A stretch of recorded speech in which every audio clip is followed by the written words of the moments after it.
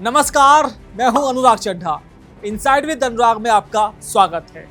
कुर्सी की पेटी बांध लीजिए, क्योंकि उत्तर प्रदेश की राजनीति का मौसम अब सच में बदलने वाला है। वारिस पठान का ये बयान कि मौसम बदलने वाला है महज एक राजनीतिक जुमला नहीं है, बल्कि ये अखिलेश यादव और समाजवादी पार्टी के लिए सीधी और खुली चेतावनी है। आज हम इसी बात का विश्लेषण करेंगे कि कैसे ओवैसी की एंट्री यूपी के इस सीधे ध्रुवीय मुकाबले का त्रिकोणीय बना सकती है।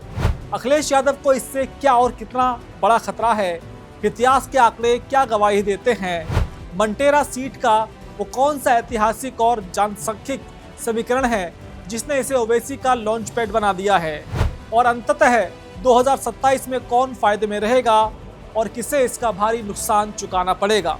दोस्तों, राजनीति में कोई भी कदम बिना सोचे समझे नहीं उठाया जाता। असदुद्दीन ओवैसी ने यूपी चुनाव का शंखनाद करने के लिए बहराइच की मटेरा विधानसभा सीट को चुना है और अपने प्रदेश अध्यक्ष शौकत अली को वहां से पहला उम्मीदवार घोषित किया है। लेकिन सवाल यह है कि मटेरा ही क्यों? इसके पीछे दो बेहद बड़े कारण हैं, एक राजनीतिक और दूसरा ऐतिहासिक। पहला कारण है मटेरा का जातीय और धार्मिक समीकरण। यह सीट पूरी तरह से मुस्लिम बाहुल्य है। यहाँ की कुल आबादी 3.4 लाख की आबादी में लगभग 1.5 लाख से ज्यादा मुस्लिम वोटर है, यानी करीब 45%। पिछले 3 चुनावों से इस सीट पर समाजवादी पार्टी का एक तरफा कब्जा है।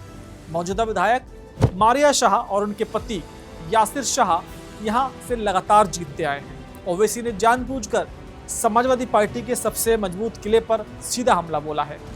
इसका संदेश ये है कि AIMIM अब केवल उन सीटों पर नहीं लड़ेगी जहां वो कमजोर है, बल्कि वो सीधे तौर पर समाजवादी पार्टी के कोर मुस्लिम वोट बैंक पर अपना दावा ठोक रही है। दूसरा और सबसे अहम कारण है बहराइच का वो इतिहास जो आज भी वहां की राजनीति तय करता है। 11वीं शताब्दी में महाराजा सुहेलदेव और महमूद गजनवी के भांजे सैयद सालार मसूद गाजी के बीच बहराइच में ही वो ऐतिहासिक युद्ध हुआ था, जिसमें महाराजा सुहेलदेव ने गाजी मियाँ को मार गिराया था। आज भी मटेरा और आसपास के इलाकों में गाजी मियाँ की मजार पर गहरा प्रभाव है, जहां लगने वाले उर्स और मेलों पर विवाद होते रहे हैं। दूसरी तरफ भाजपा और उसके सहयोगी दल महाराजा सुहेलदेव को हिंदू अस्मिता के प्रतीक के रूप में पूजते हैं। इस ध्रुवीकरण वाले इलाके में एंट्री करके ओवैसी ने एक तीर से 2 निशाने साधे हैं, मुस्लिम भावनाओं को अपने पक्ष में करना और भाजपा के ध्रुवीकरण के खिलाफ खुद को सबसे बड़े चेहरे के रूप में स्थापित करना। बात करें अखिलेश यादव की, तो उनका पूरा राजनीतिक भविष्य इस समय उनके PDF फॉर्मूले पर टिका हुआ है। इसमें A यानी अल्पसंख्यक, जिसमें 95% से ज्यादा मुस्लिम हैं। उनके सबसे वफादार और मजबूत वोटर रहे। पिछले कई चुनावों में देखा गया है कि मुस्लिम मतदाता पूरी तरह से लामबंद होकर समाजवादी पार्टी के पक्ष में वोट करते हैं ताकि भाजपा को हराया जा सके। लेकिन ओवैसी की सक्रियता अखिलेश के इसी A को उनसे छीनने की कोशिश है। ओवैसी का तर्क बहुत सीधा है कि वह मुसलमानों से कह रहे हैं कि तमाम सेकुलर पार्टियां तुम्हारा वोट तो लेती हैं, लेकिन जब हक और हिस्सेदारी देने की बात आती है तो तुम्हें किनारे कर दिया जाता है।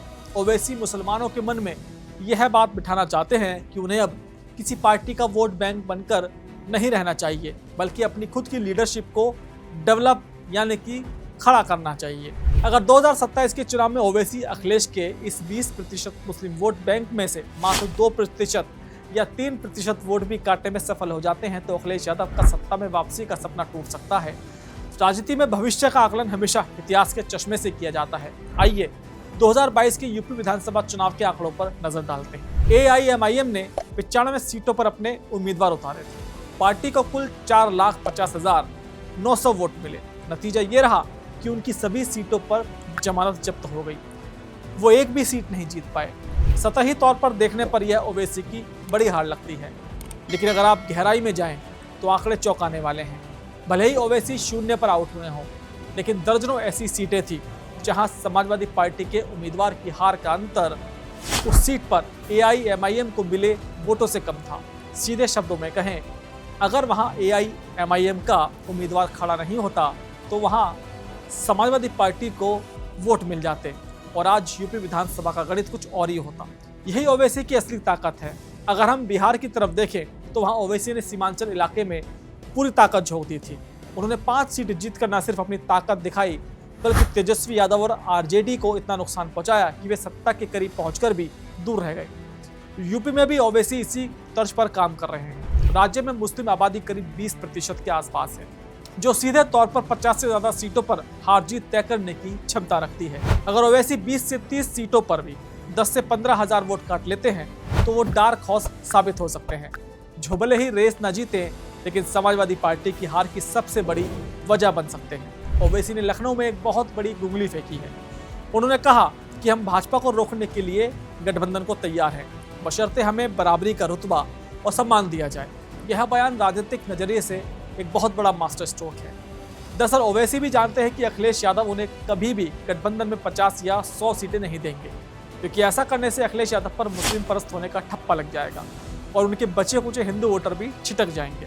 अखिलेश को यह भी डर है कि ओवैसी के साथ मंच साझा करने से भाजपा को ध्रुवीकरण करने का सीधा मौका मिल जाएगा। चूंकि अखिलेश यादव नहीं करेंगे, इसलिए ओवैसी जनता के बीच में जाकर ये कह सकेंगे कि देखिए, हमने तो भाजपा को रोकने के लिए हाथ बढ़ाया था, लेकिन अखिलेश यादव नहीं चाहते कि मुसलमानों को उनका हक मिले। इसी राजनीति को विपक्ष ब्लैकमेलिंग का नाम देता है। सपा और अन्य दल लगातार ये साबित करने की कोशिश करते हैं कि ओवैसी असल में भाजपा की बी टीम है, जिनका एकमात्र मकसद विपक्ष के वोट काटना है ताकि सीधा फायदा भाजपा को हो सके। हालांकि ओवैसी इस आरोप को सिरे से खारिज करते हुए सपा को ही घेरते हैं। खुद पर लगने वाले आरोपों को ओवैसी आक्रामक अंदाज में डिफेंड कर रहे हैं। उन्होंने भाजपा और यूपी सरकार पर सीधा हमला बोलते हुए बीफ एक्सपोर्ट का मुद्दा उठाया। ओवैसी ने जनता के बीच ये संदेश देने की कोशिश की है कि जो सरकारें गाय को माता मानकर राजनीति करती हैं, वही सरकारें पशुपालन सेक्टर से जुड़ी आर्थिक सच्चाइयों और एक्सपोर्ट के व्यापार पर चुप्पी साध लेती हैं। ओवैसी का यह बयान हवाई नहीं है।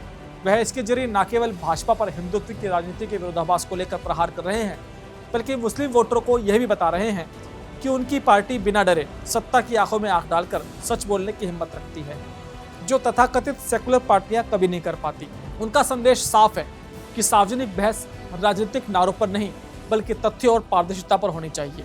AIMIM भले ही पूरे प्रदेश में सरकार बनाने या 50 सीटें जीतने की स्थिति में ना हो, लेकिन वो एक किंग मेकर बनाने की क्षमता जरूर रखती है। ओवैसी का यूपी में पूरी ताकत से उतरना समाजवादी पार्टी के लिए किसी बुरे सपने से कम नहीं है। अखिलेश यादव को भाजपा की हिंदुत्व की राजनीति से तो लड़ना ही है, साथ ही उन्हें अपने घर को ओवैसी की सेंधमारी से बचाना होगा। अगर 2027 तक यूपी के मुसलमानों को यह लगने लगा कि अखिलेश यादव भाजपा को हराने में सक्षम नहीं है, तो वो एक हिस्सेदारी की राजनीति की ओर रुख कर सकते हैं, और यही ओवैसी का अंतिम लक्ष्य है। दोस्तों, मेरा ये विश्लेषण आपको कैसा लगा कमेंट बॉक्स में जरूर लिखकर बताइएगा। साथ ही साथ मेरे चैनल को सब्सक्राइब करना बिल्कुल मत भूलिएगा। तो आपसे मुलाकात होगी किसी दूसरी खबर के साथ। नमस्कार।